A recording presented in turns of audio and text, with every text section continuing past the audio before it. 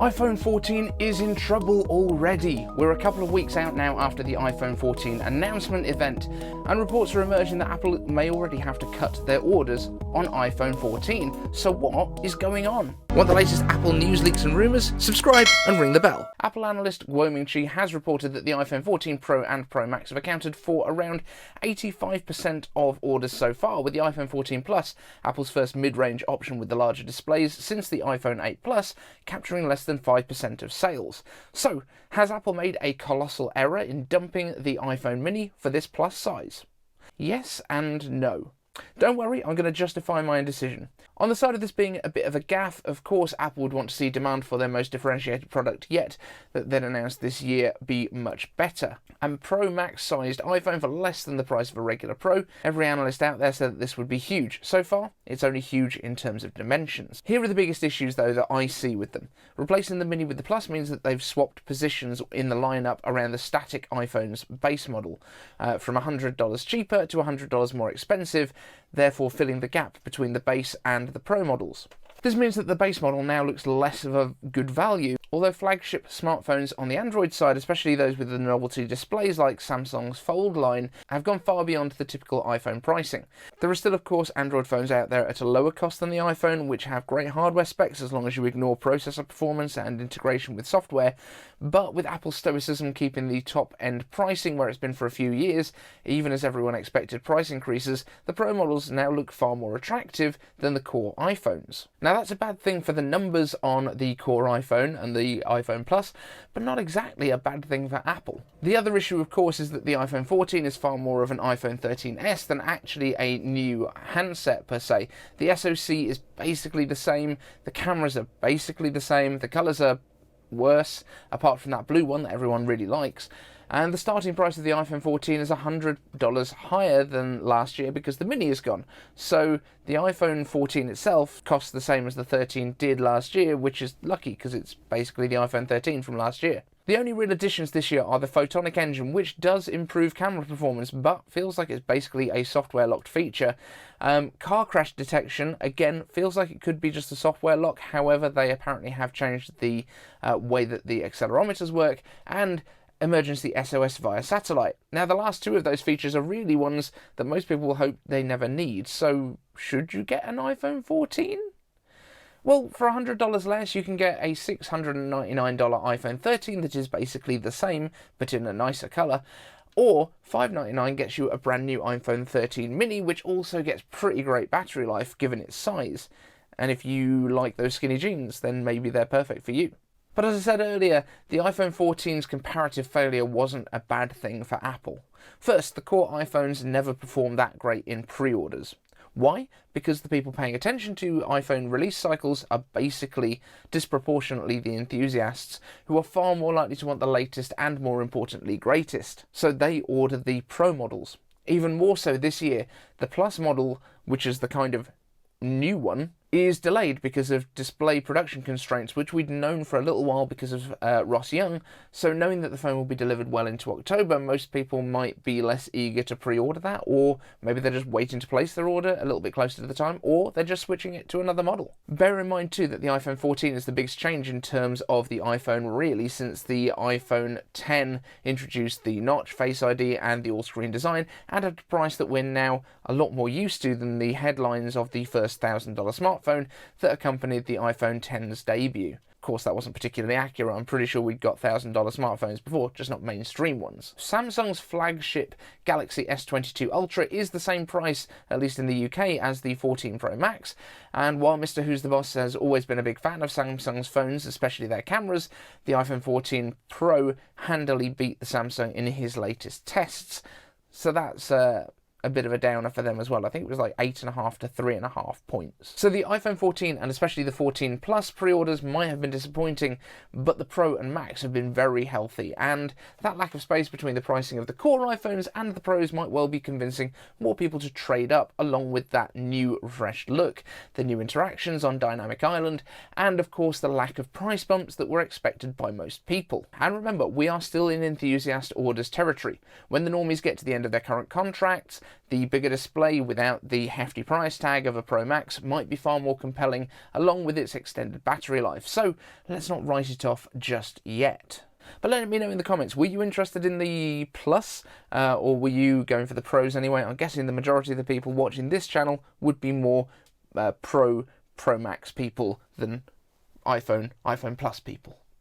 This is iCave Answers. This is where I answer your questions, starting with this one from Team Kinetics, who asks, iCave Answers, do you think Apple will continue to make the regular iPhones a relatively minor update each year, like the 13 to the 14 with last year's chips and a few hardware upgrades? Could this be because muggles just don't upgrade every year and people outside the tech community don't care as much as us on the minutiae of Apple hardware and software tweaks? Could we see an increasing gap in specs and aesthetics between the regular and Pro versions of the iPhone? Yeah, I think Apple is trying to space these out a little bit more so that we're going to have our Pro iPhones and potentially Ultra iPhones. We've heard rumours that Apple might be making their largest models, i.e. the iPhone Maxes, into an Ultra. Hopefully they don't call it that, because Samsung's already done that, and I know we've got Ultra in the Max, but oh god, Ultra, Max, Pro, Max. There's too many Maxes and Macs in Apple's lineup at the minute. That's a very confusing thing.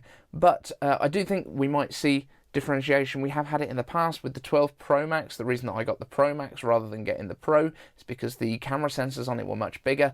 Then that stopped with the 13 and with the 14, and I think it might be back next year. Maybe it's only the Ultra or the biggest one that gets that periscope camera. Who knows?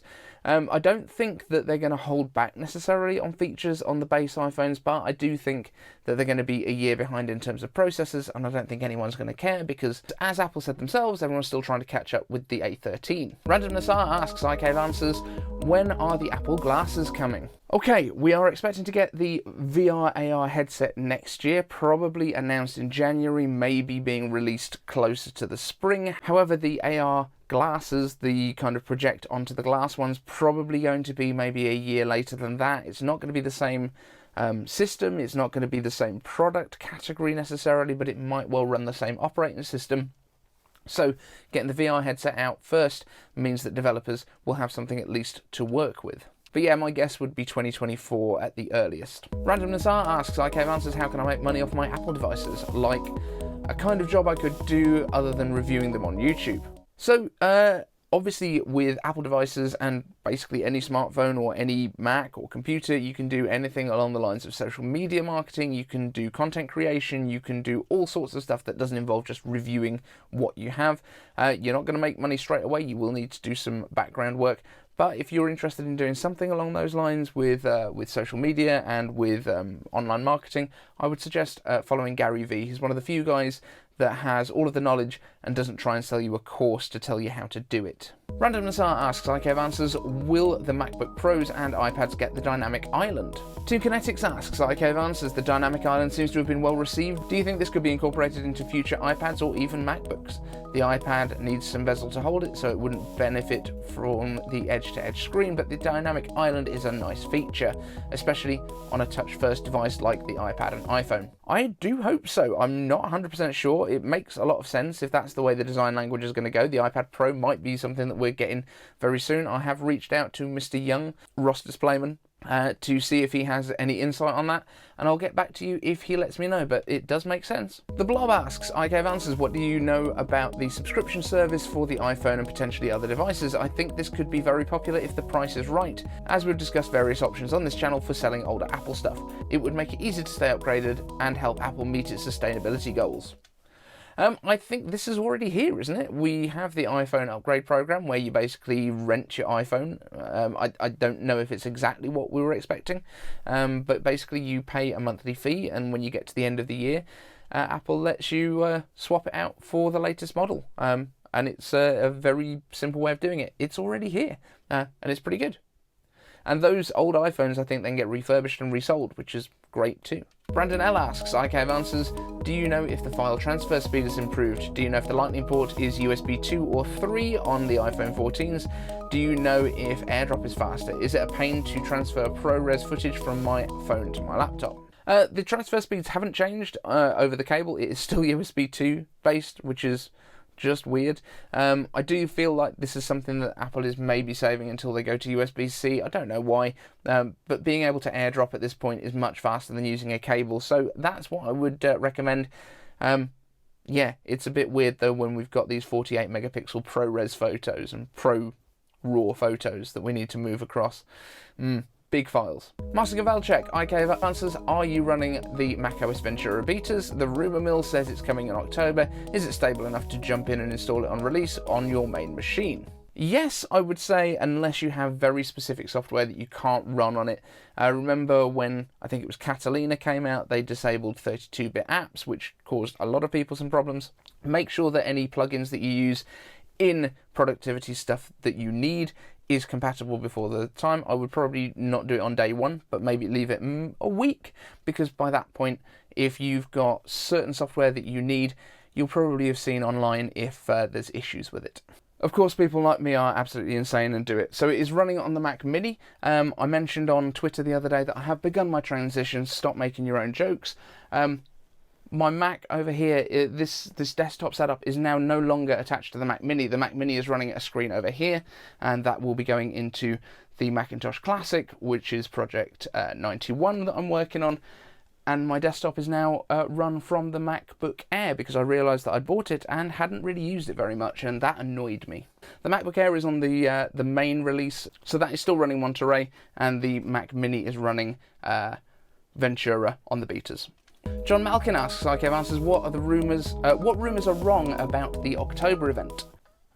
Interesting one. I think people that are expecting to get the 14-inch iPad that we've heard a little bit about in the past probably going to be disappointed. I think anyone that's expecting the Mac Pro there probably going to be disappointed. I think that might be spring next year. I just don't see it coming here. I would love it if they did, and it may be that they preview it and then sell it next year. Not 100% sure, but we'll see on that one. Other than that, iPads will be here. iPad mini is a question mark. Maybe that will get updated, but maybe that's going to be in line with the regular iPhones rather than the Pros. iPad Pros almost certainly with M2, Mac Mini with M2, and MacBook Pro 14 and 16 inch with M2 Pro and M2 Max, and probably, hopefully, an M2 Pro going into the Mac Mini too. M2 Pro going into it is the only reason that I can see in my head why they wouldn't have brought that out with the M2s at WWDC. Probably because they're waiting to refresh it with M2 and M2 Pro. Terry Clare asks, IK answers, a bigger Apple phone needs to be a flip or a fold model, and I'm anxiously waiting for an Apple version. When do you think one is coming? I don't think we're ever going to get these. I think Apple has been looking at them. I think Apple has been working on them behind the scenes. I think they've been experimenting. I don't think Apple has any intentions at this point to actually release a folding phone, because so far nobody has managed to make it good. Now, we said this about the notch moving away from the edge of the screen. Once Apple finds a compelling way of actually doing it and making it a better thing than other people are doing, maybe they will. I personally don't think that foldables actually solve any problems. I think foldable phones are a way that people found to use a technology which was foldable LEDs, foldable OLEDs, so that they could make money out of the technology they'd developed rather than the technology needing a foldable to bring it on. It just doesn't seem better at anything. Random Nassar asks, IK answers, any release date on AirPods Max 2? Will Apple make AirPods Ultra? If they do, will there be an over-the-ear or in-ear headphone? And who will the audience be for it, and what can they expect?